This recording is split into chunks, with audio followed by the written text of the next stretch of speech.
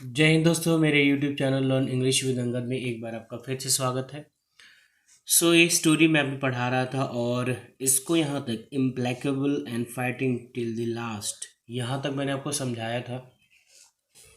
आइए कंटिन्यूएशन में उसका अगला पार्ट करते हैं और छोटा सा वीडियो बना के मैं आपको समझाने की कोशिश करूँगा। एक दो वीडियो में ये पूरा हो जाएगा। यहाँ तक हमने किया था, यहाँ से करते हैं। A few weeks later, letter का मतलब होता है बाद में, तो कुछ सप्ताह बाद, एट ब्रेकफास्ट, जब वो ब्रेकफास्ट कर रहा था। एट ब्रेकफास्ट का मतलब होता है उस समय जब आप नाश्ता कर रहे होते हैं। My domestic help informed me, domestic help होता है आपके घर का नौकर जो आपके घर की काम काज करता है, ठीक है। डोमेस्टिक हेल्प इन्फॉर्म्ड मी, मेरे नौकर ने मुझे इन्फॉर्म किया that another big brown bird had crashed near her room during the night. Another big brown bird, एक दूसरा बड़ा सा भूरे रंग का पक्षी had crashed, चोटिल हो गया था, near her room, उसके घर के पास, during the night, रात के समय में या रात के दौरान, and now lay in another cardboard boxing awaiting my kind attention. And now ले इन अनदर कार्डबोर्ड, ले का मतलब होता है पड़े रहना, उस कार्डबोर्ड का मतलब गत्ता होता है जो बॉक्स होता है कागज का, ठीक है। Another cardboard box waiting for my kind attention, wait कर रहा था कि मेरे, काइंड का मतलब होता है दयालुता भरा या दयालुता से, ठीक है। अटेंशन का मतलब ध्यान। वो जो दूसरा वाला पक्षी था भूरे रंग का जो अभी रात में चोटिल हुआ, वो मेरे ध्यान के लिए और ध्यान में इंतज़ार कर रहा था कि मैं अपना कोई ध्यान उस पर लगाऊंगा। ध्यान का मतलब मैं उसकी सेवा करूंगा, उसकी देखभाल करूंगा, इस तरह से राइटर कहना चाह रहा है, ठीक है।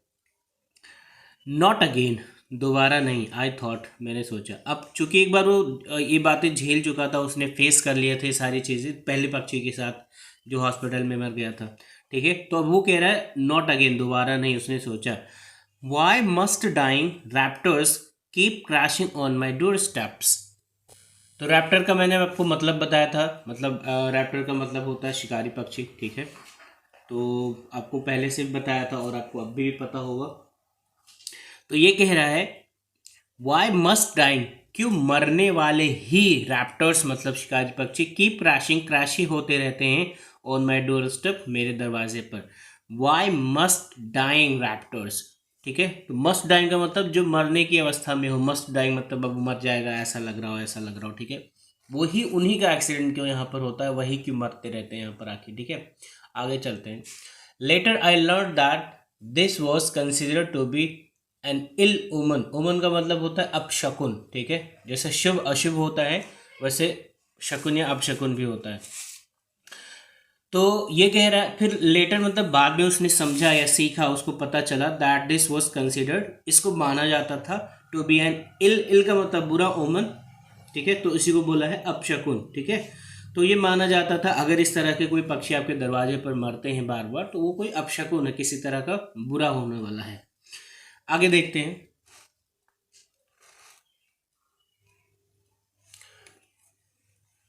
But this was no eagle, लेकिन यह एक ईगल नहीं था, ठीक है। It was a young and very handsome pariah kite. It was a very young and very handsome, ये एक बहुत ही छोटा सा, बहुत ही प्यारा सा, एक काइट मीन्स चील होती है, पारिया मीन्स उसकी प्रजाति है, ठीक है। तो पारिया काइट था। पारिया का मतलब होता है परित्यक्त, वैसे, ठीक है, जिसको छोड़ दिया गया हो, रिजेक्ट कर दिया गया हो, उसके लिए कोई मतलब अभी जानकारी ना हो।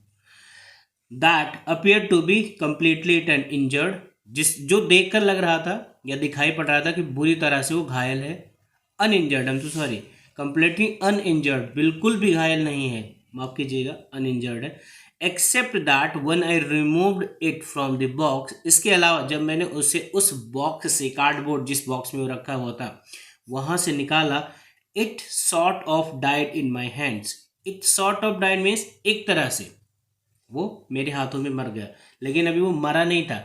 आपने देखा होगा जब आप किसी जानवर को मारने के लिए दौड़ाते हैं तो वो ऐसे लेट जाते हैं, है ना।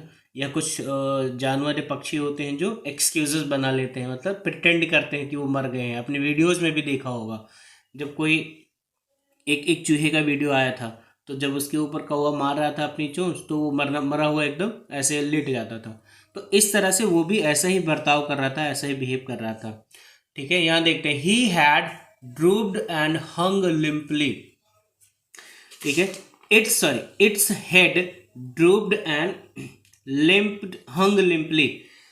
ड्रूप का मतलब होता है झुका हुआ। ठीक है, सो इट्स हेड ड्रूप्ड, उसका सिर जो था लटक चुका था। हैड हंग लिम्पली, और लिम्प का मतलब होता है वैसे ढीले ढंग से या लंगड़ा। लिम्प मतलब होता है लंगड़ेपन से, लेकिन यहाँ पर होगा ढीले ढंग से। तो उसका जो सिर था वो ऐसे लटक गया था ढीला ढाला होकर, मतलब ऐसा लग रहा था कि वो मर चुका है। ठीक है, it's legs curled up one against the other. It's legs curled मतलब घूम गए, मुड़ जाना, घुमावदार। ठीक है, जैसे कुछ लोगों के कर्ली बाल होते हैं तो थोड़े घूमे घूमे बाल, इस तरह से उसका जो पैर था एक दूसरे के ऊपर घूम चुका था, मतलब एकदम नीरस हो गया था, जिसमें लग रहा था कोई भी शक्ति ताकत बची नहीं है, एकदम सुस्त शरीर। Its eyes stared out unseeingly and glazed over. इसकी जो आंखें थी ऐसा लग रहा था बिना देखे हुए घूर रही थी, मतलब एकदम खुली हुई आंखें और लग रहा था कहीं देख नहीं रही, बस घूरे जा रही। एंड ग्लेज्ड ओवर, और चमक रही थी। ग्लेज का मतलब चमकना होता है। ठीक है, आगे देखते हैं। A dead bird if ever there was one. A dead bird if ever there was one, ऐसा लग रहा था कि कोई मरा हुआ पक्षी पहली बार वहां पर आया है। ठीक है, ओह well I thought that was that.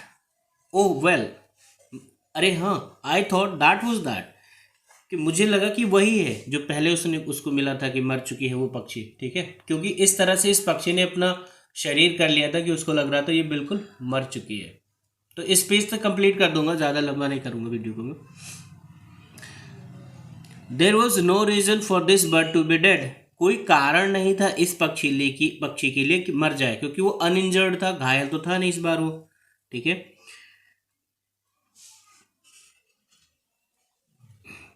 To be dead. ठीक है, as far as I could tell, जहां तक कि मैं बता सकता हूं या बता सकता था, it had no external injuries, इसका कोई बाहरी घाव या बाहरी चोट भी नहीं थी।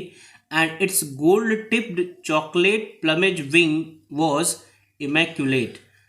It had okay, and it's gold tipped, gold tip मतलब जो सुनहरे रंग का धब्बा उनके पंखों पर पड़ा होता है। ठीक है, छोटा छोटा गोल, कभी कभी आपने देखा होगा डिफरेंट कलर के बर्ड्स दिखते हैं, तो उस चील के ऊपर गोल्ड टिप्ड सुनहरे रंग का धब्बा था। ठीक है, चॉकलेट प्लमेज, चॉकलेट आपको पता होगा। ठीक है, प्लमेज होता है पंख, या इसे प्लूमेज भी वो लोग बोलते हैं, तो प्लूमेज भी आप पढ़ सकते हैं, प्लमेज की जगह प्लूमेज बोलिए। Was immaculate. ठीक है, इमैक्यूलेट का मतलब होता है बेदाग, तो उसके जो पंख थे उस पर कहीं किसी तरह की चोट के निशान, खून या इस तरह से नहीं थे, वो बेदाग था। मतलब जो गोल्ड टिप्ड चॉकलेट कलर का उसका पंख था वो एकदम दाग रहित था, वहाँ पर कोई किसी भी प्रकार की चोट के निशान या आप कह सकते हैं खून का निशान, खून के छींटे, दाग, ऐसे कुछ नहीं थे, एकदम वो साफ सुथरा क्लीन था। इट वॉज नॉट पैंटिंग, ये बिल्कुल हाँफ नहीं रहा था। जो पक्षी देखे जो चोटिल होता है ना, तो हाँफना होता है, तो पैंट का मतलब यहाँ पर हाँफने से है। इट वॉज नॉट पैंटिंग, बिल्कुल हाँफ नहीं रहा था। एग्जॉस्टेड और स्ट्रेस्ड, थका हुआ या परेशान, ये बिल्कुल ना तो थका हुआ था ना ही परेशान था। ठीक है, और ना ही थका हुआ या हाँफ रहा था। It was in fact in mint condition. It was in fact, ये तो वास्तव में एक शांत मुद्रा में था। ठीक है, I left in lying corpse like, I left it, मैंने उसे उठा लिया, लाइंग कॉप्स लाइक, लाइंग मतलब पड़े हुए, कॉप्स का मतलब होता है कॉर्पस, यहाँ पर लिखा है, कॉप्स का मतलब होता है मृत शरीर। ठीक है, लाइक ऑन द लॉन, ये अगले पेज में है, तो बस यहीं तक मैं आपको बताऊंगी। सो आई लेफ्ट इट, मैंने उसे उठा लिया, lying corpse like on the lawn. So जिस तरह से मृत शरीर पड़ा होता है कहीं आपके आसपास, उस तरह से उन्होंने उसको अपनी गोद में उठा लिया। सो दोस्तों बस इतना ही वीडियो में आपको बताऊंगा, मिलते हैं अगली वीडियो में, तब तक के लिए जय हिंद।